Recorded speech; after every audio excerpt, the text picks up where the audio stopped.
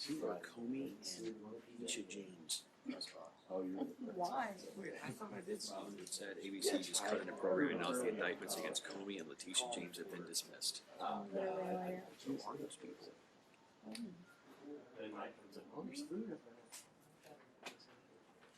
Comey.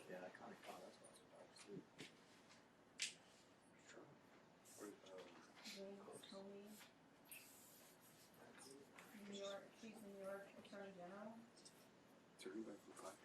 Yeah, they got no tie.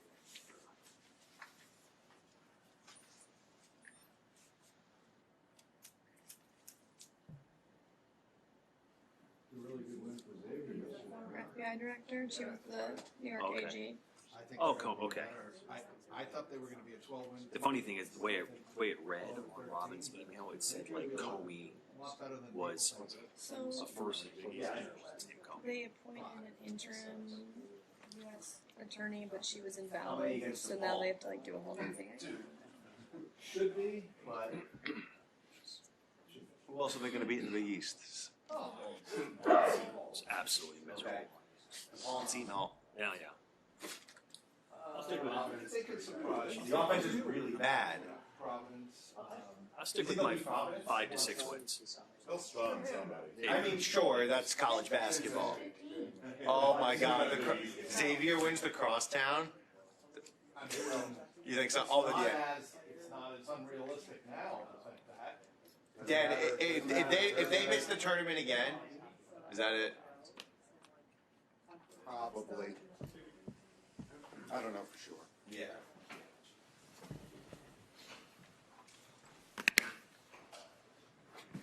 Right, I'll let y'all fire away. Any injury, how things like progressed through the day last night? Injury-wise? T will be out. Trey will be out. Taj Brooks will be out. Cam Sample and Samaje will get through the week and see where they end up. Obviously, Cam was out last game, trying to progress back. Same with Samaje. He had a good week.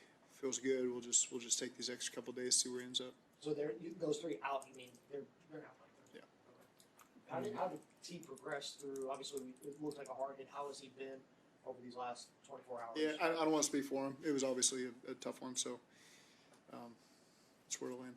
Are you ready for any announcement on Joe Burrow? I anticipate him playing, but we'll continue to work through the week. I'm not going to declare that definitively. Work through the week, coming off an injury, he's done everything he could. He put himself in a position to do his best to play yesterday, and we'll continue with that mindset. But he looks like he's in good shape right now. He'd be ready to go. Flacco active as the backup if Burrow starts. That's how it'd go.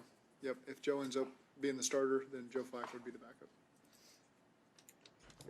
What does that prep like on a short week? I mean, how much did you guys bake that into practice schedule last week, knowing it was going to be a limited week this week to get Joe those reps last week? No, I mean, really, last week it just fell because of it was easier for us to handle because Joe Flacco has been limited in practice, and so his schedule had been conducive to Burrow coming in there and taking all the snaps. So it didn't throw anything off kilter because that had been our routine previously. He just took a bunch of reps that Jake Browning had been taking when Flacco was out. So from that perspective, it worked out well. We were able to balance that without disrupting anything, and now you'll go into just walkthrough reps, which is really what we're doing the next 2 days. So it's nothing physical. Walk through mental reps and getting everybody ready to go play. Looking at on yesterday's game, 4th and 1. When you go through a game like that and go through the film and everything, do you talk to your coaches about not doing that or going for it and what could have been handled differently? Always. Yeah, always. You know, you're hard on yourself when you see the result end up being what it is. Obviously, in my mind there, we're going to punt the ball, pin them down in there, get a stop, get the ball back about the same position. Didn't work out that way. And so you just go through a process of why we do things the way we do it. And that was one that we didn't go for, and it didn't work out for us.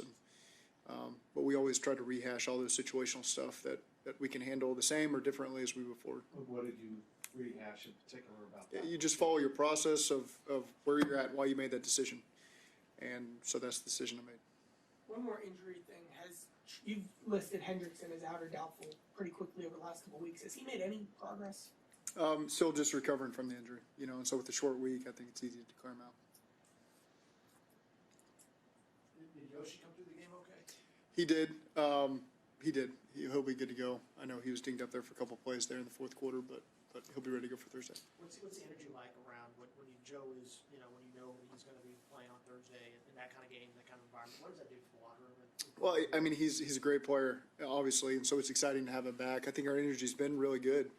I don't feel like that's been an issue for us, and you see the way the team fought there till the very end, trying to get stops in all three phases and score points on offense. And so these guys fought tooth and nail, played with really good energy. But obviously, when you got one of the greatest players in the world coming back, that's another boost on top of that. And so, when we do get Joe back, it'll be exciting to watch him go out there and play. And I'm sure it's energy for everybody involved. What do you expect him to look like first game back? Hasn't played in a few months. What do you think that will look like? Difficult to predict. It has been several months, and so again, I'm not going to make any predictions on what it looks like. But again, he's put himself in great shape. It was good to see him through the progression that we've had over the last several weeks. I think it was a fair progression for him to do the 7-on-7, do the 11-on-11, get your mind right, try to get ready to play in a game, and then ultimately we'll wait and see where it lands. But I think it's been a really good progression that's been helpful for him, and done everything he can and we can to get him ready to go play in a game. What are the discussions like regarding Jermaine Burton? Because it seems like in a game like yesterday, he would have been at least a candidate to be promoted and active for the game in a game where you were down a receiver. Yeah, I mean, we were down a receiver. We got Mike Gesicki back, so that's one way to look at it is we got a tight end that we felt like was a good matchup for us, and that replaced the receiver that we lost. With Burrow, he's just so good at off-script plays. Do you try to, whenever he comes back, coach him out of that, or do you just have to let him play the way he plays? It's a great question. There's a balance there of obviously him coming off of injury. You want to be very mindful of that. And that a lot of that will be up to him as he feels his pocket movement and his play style. Those are decisions that he's going to have to feel out as he goes forward. And sure, I'd love to say, let's be productive and not put him in an environment where that's going to happen. But you get out there in the football field, and that's the way it's going to take shape, especially on third downs, especially in known passing situations. Versus good defense. These guys will do a lot to disrupt you and throw you off course and disguise and pressure from different angles, and they got good players. And so you can't, it's the NFL, you can't go out there with kid gloves on and say, we're never going to let this happen. Some things are going to happen naturally, and it'll be in his hands to take care of it if he's out there. Over the last few months in the background, have you made any tweaks, kind of the Burrow offense and the idea of how things could look when Burrow comes back, or is it just full, like normal? Yeah, I mean, like normal. We game plan for the teams we're playing against, and so a lot of times that's the forefront of it is how do we utilize our weapons, and how do we game plan against the team, for all the things they're showing us to keep them off kilter. So that's always what we balance, and that's what we'll continue to do as we move forward. What have you seen in terms of improvement in the defensive line over the last couple of games? Chris Jenkins was telling us that teams that they are playing faster, more aggressive, not thinking as much. Are you seeing the same thing? I see that too, and we got a lot of young players out there that every game they're gaining more experience and they're gaining more confidence and more cohesion and understanding what we're asking them to do. And so I've certainly seen that, especially these last 2 weeks. You've seen a big step up for a lot of players, and you can feel their confidence level. And obviously our standard as a team is not near where we want it to be. We want to be playing at a higher level in all areas, but there are some things that have been encouraging to what you mentioned from Chris, that you can feel the confidence from those guys, and they're starting to make plays and starting to believe, and we'll continue to increase that as we move forward. If you go through yards per carry, it's the most efficient you guys have on the ball, since you've been here. Is there anything you can point to that? Any two or three elements? I think our line's playing really well. I think they've done a great job giving us confidence there. I think Chase and Samaje and Taj have found a good rhythm behind it. Our tight ends, I think I mentioned this yesterday, we got a lot of guys on the perimeter, tight ends, receivers that have bought into and are doing their part. And, the coaches have done a good job with the scheme, putting these guys in position. Our position coaches and pitch and all those guys all week are working on that plan. And it's something our guys believe in. And so we've had some efficiency there, some explosives there, and that's really helped us. Chase Brown seems to have developed a little bit of a hesitation or a patience. Is that something that you guys kind of coach into the scheme, or is that just a player relying on instinct? Well, I think a little bit of both. That's, Justin Hill goes through all those runs with those guys and makes sure it paints a picture of what the expectation is and how it fits in with the scheme. And just the more reps you've gotten of it, Chase develops a rhythm on how things are going to hit, the timing of it, and the patience he can have. And but I think it really starts. I think Justin Hill does a great job of painting a picture for those guys of what the look is we expect, where we expect it to hit, the timing of when it is, and there's a lot that goes into it. And certainly hope it helps those backs, as they're getting into a rhythm. When y'all are prepping for each season going into it, how much of the conversations all around the building are how do we, with having a guy like Burrow in mind, having that caliber of quarterback in mind, how much does that shape kind of all the decisions that get made over the course of prepping for an individual season? I guess I don't really think of it that way, so I don't know how to answer that one.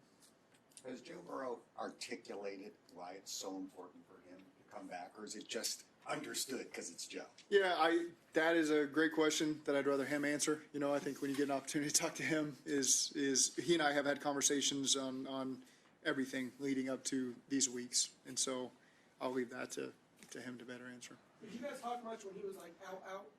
Like what were the conversations like when he was still early? There was times I'd catch him in the weight room as he's going through his rehab progression. So I can't define a lot, but we certainly had several conversations throughout the weeks, and then he started getting back into full-blown meetings. As part where he's limited, he's in a boot, so we're not asking him to travel stairs all the time. And then when he got out of that, he became full-time back in meetings several weeks ago, and he's been back in the picture ever since. So he and I have had a lot of dialogue, especially these last probably 3 weeks, and a couple more before that when he first come off the injury. The Baltimore Ravens, uncharacteristically, were giving up like 35 games at the beginning of the season. Now they haven't given up 20 in the last few games. What's the difference? Why is the defense playing at such a different level, do you think? Hard for me to answer the early part in the season thing, to be truthful with you. We're 6 hours into this thing and Right. coming backwards through it. So, Right. but you see a team playing with a lot of confidence right now. I see a ton of veterans out there. Just you list by position, the skins on the wall each of these guys have. It's really impressive. They've got great veteran leadership over there. So you see a high level of communication with those guys. And I was just looking at some of the defensive linemen that have played in this league a really long time. Roquan's played a really long time. They got a whole secondary full of guys that are really experienced and knowledgeable and understand the system. And then they got their 2 or 3 young guys that they're bringing along at each position that those veterans are helping bring along. So I see a high level defense. I see a defense operating with a lot of confidence that's on the same page and making it really difficult, especially these last 5-6 games, for some of the opponents they faced, and can't speak yet to what may have happened early in the season for them. Brought up, their defense playing with a lot of confidence lately. And then, your defense the last 2 weeks playing a whole lot better, especially yesterday. How far does that, confidence go mentally for a defensive player or for a defensive unit to turn things around? Yeah, I think it's anything. Once you achieve something and you accomplish something and you start to gain confidence and then you repeat it over and over again, and that's really helpful in any player's career and the cohesiveness of a unit. And so again, something we got to continue building. Those goal line stands that we had yesterday, those 10 plays that we had down there, that builds confidence. We put a lot of work into that, and for it to pay off and keep points off the board gave our team a lot of confidence. And offensively, we weren't able to go score, but we were able to get from the -2 to the 40 and try to flip the field a little bit. So I think as a team, that was a moment that gave us a lot of confidence, that made us believe we were going to go win the game after that stop, and it didn't work out for us. But there's certainly a lot of positives to continue to build off of over there on defense. Feels like in a lot of the defense's best moments or games this season, there have been impact plays from the safeties. Yesterday was Gino. Yeah. What difference does it make when you get that type of playmaking from your safeties? Well, it's should be a game changer. Anytime you get a pick six like that, and we've been trying to speak it into existence for a long time. It's happening in practice. We show it. We harp on it. So to have that moment was big for us. It would just continue to build off it. And we're always talking +2 in the turnover battle, and so we didn't finish +2 as a team. We were 1 for 1 there, and that got us. But we'll keep fighting for it and keep finding a way, and that's going to lead us to some wins. You said yesterday that Flacco played well enough for y'all to win games. It was not the reason why you lost as many. Right. When we look at kind of maybe what didn't go right over the last stretch while he was a starter, is there a commonality or things that you wish that things would have went better while he played the way he did?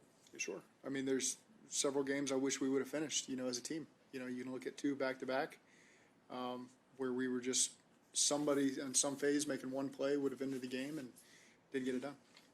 Coach Maher back in the building today. Is it business as usual? Were there conversations? Was there cushion on his part? How did today go? Seen him briefly, and we're moving full speed ahead. Thank you. Thanks, Eric.